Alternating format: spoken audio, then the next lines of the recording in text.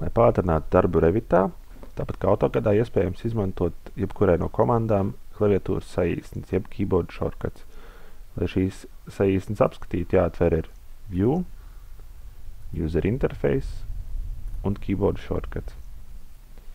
Šeit var apskatīt visas iespējamās komandas un uzspiežot caur filtru, piemēram, All Defined, jūs redzēt visas komandas, kurām jau ir pievienot šie shortcuti. Parādīšu piemēru, kā komandai var pievienot keyboard shortcutu. Bieži strādājot Revitā tiek izmantot komanda Measure, kas ļauj izmērīt attālumu starp diviem objektiem vai punktiem. Tomēr šo komandu ērtāk ir izsaukt, izmantojot keyboard shortcuts. Šai komandai pievienot keyboard shortcuts, jāatver keyboard shortcuts un search jāievada Measure. Tas parāda divus iespējamos variantus. Pirmais ir tas, ko es meklēju. Lai pievienot keyboard shortcut, uzspiež uz šī varianta un pie Press New Keys jāuzspiež burtu kombināciju, kas pēc tam izsauc šo komandu.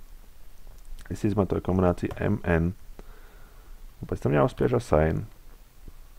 Lai noņemtu komandu, jāuzspiež uz shortcuta un jāuzspiež Remove. Pēc tam jāuzspiež OK un uz klaviatūras uzspiežot darbu gaitā MN, uzreiz ielādējās šī komanda, kas ļauj nomērīt attālumu. Pievienotās komandas iespējams arī eksportēt uz citiem datoriem. Lai to izdarītu, jāatver ir atkal keyboard shortcuts un jāuzspiež pogu eksportu.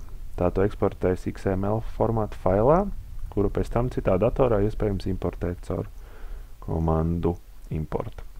Zem video esmu pievienojis linku uz failu, kas satur visbiežāk lietotos keyboard shortcuts Revitā, kā arī tos shortcuts, ko es esmu pievienojis, lai pātrinātu savu darbu Revitā.